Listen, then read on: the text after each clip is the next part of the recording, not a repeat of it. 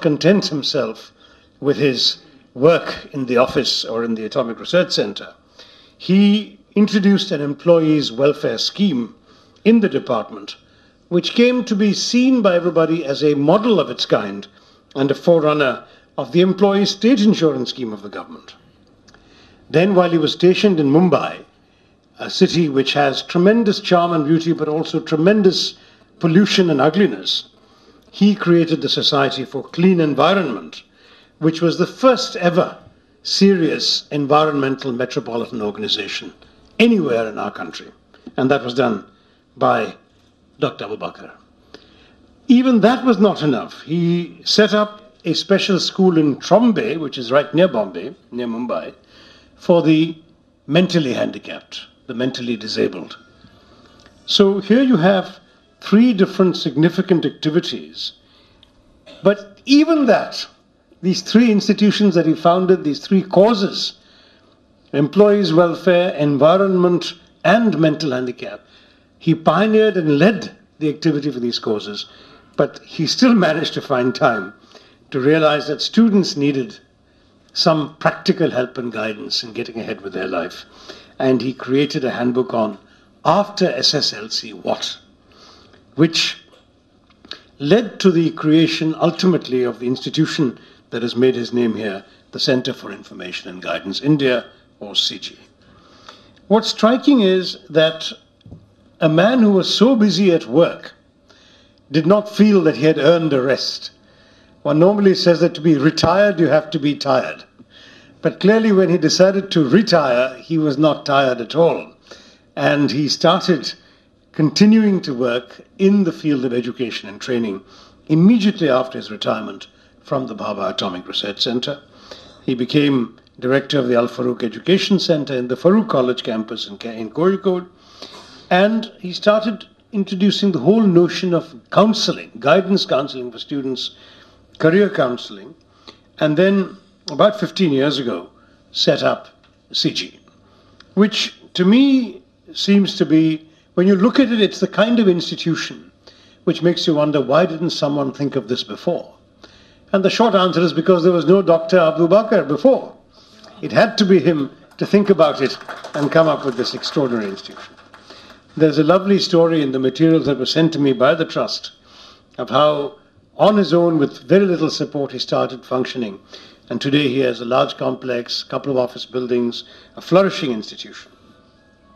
But what I'm interested in congratulating him for is that in addition to providing the basic guidance on higher education and career planning, which all of us here who have either been or have been parents of children about to leave high school and college will know is so indispensable. In addition to that, he has got a number of other activities coming out of his efforts. And his acronyms are wonderful. This would only have worked in English. Students Training for Excellent Performance is called STEP. STEP is a program where he takes orphan children without parents and gives them the opportunity to improve their performance, particularly children from class 9 and 10 in orphanages.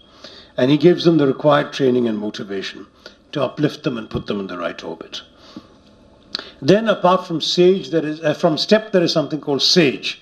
SAGE is Social Action for Grassroots Empowerment, a visionary project to uplift backward minority segments in our country, and in particular in our state of Kerala.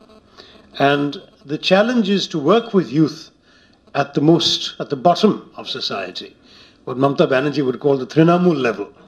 That is where he is functioning through the SAGE program.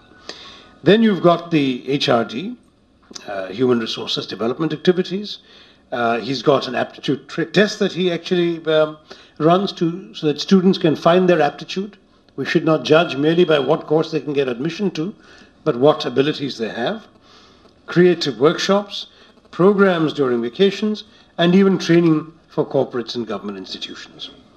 And what is particularly striking about all this is that in doing all of this work, he takes a princely salary of 1 rupee a month. Only princes can afford that, but this is what he's doing. I wanted to recount these details of Dr. Abubakkar's career to make a very simple point, that ultimately individuals do make a difference. We tend to believe, particularly in our rather leftist inclined state, that social forces and class movements and all of these things are what create results in our society. But the truth is, and even the ruling party here has discovered this, that social movements are not enough. You need individuals, because it's ultimately the individual who leads, it is the individual who guides, it is the individual who delivers results. And that is why to give this award today to Dr. Abubacker is very much the right thing to do. Because not only has he lived an exemplary life, not only has he done all these things that I've described to you from his papers, but he has imparted to others. He was telling me as we were sitting, not only is he a teacher and one who has taught many, but at least two famous national figures in our country. Dr. Madhavan Nair was his student. Dr. Madhavan Nair of ISRO studied under the guidance of Dr. Abubacker and came forward. And the second example, Dr. Abubacker, you mentioned to me, of an eminent scientist. Dr. Kakodkar, whom I have met and spoken to, who ran the Atomic Energy Center in India. Dr. Kakodkar is a very, very eminent figure, just retired, in fact, from government service. He too was in the second batch of students of Dr. Abubacker. So his contribution to the country has not only been through his own efforts, it has been through inculcating and shaping the efforts of others who themselves have made a contribution to our country. So that is the great multiplying effect of a true mentor. A mentor is one who, apart from what he gives of himself to the nation and to society, trains others to also give to our society. So this is a gentleman who deserves a huge, huge degree of applause and honor from all of us. In our society, needs are great. We have a lot of young people. In fact, as you all know, 65% of the population of India is under 35 years of age.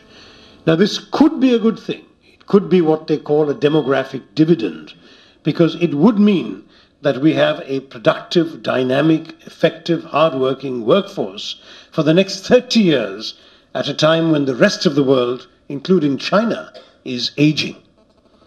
But these young people will only succeed, and India will only succeed, if they are trained, if they are educated, if they are taught, and if they are in a position, therefore, to make a difference in our society. Because the alternative is horrendous to contemplate.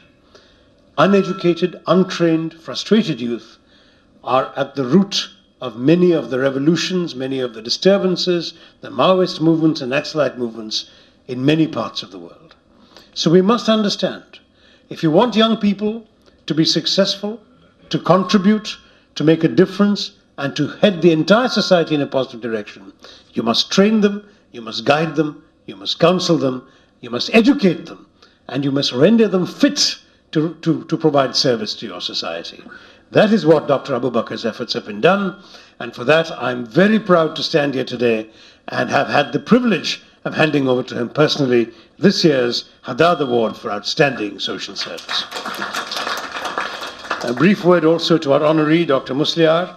Dr. Musliar has come, as you know, I had the privilege of giving him a shawl. He has also been in education. He has been handled with the man. He has been honored with the Man of Vision Award for his contributions in the field of education, industry, and business. It's wonderful to see that somebody who has come from a cashew export background has actually contributed not only exports and economic benefit to the society, but has done a great deal with educational institutions in Kerala, and he is currently heading the TKM College Trust, which has educated large numbers of children in Kerala, in Tamil Nadu, and elsewhere in the state. So with these words, I want to once again congratulate the Haddad Charitable Trust for having picked such distinguished people to award and to honor. I feel particularly gratified that they have chosen the fields of education and training, and I feel all the more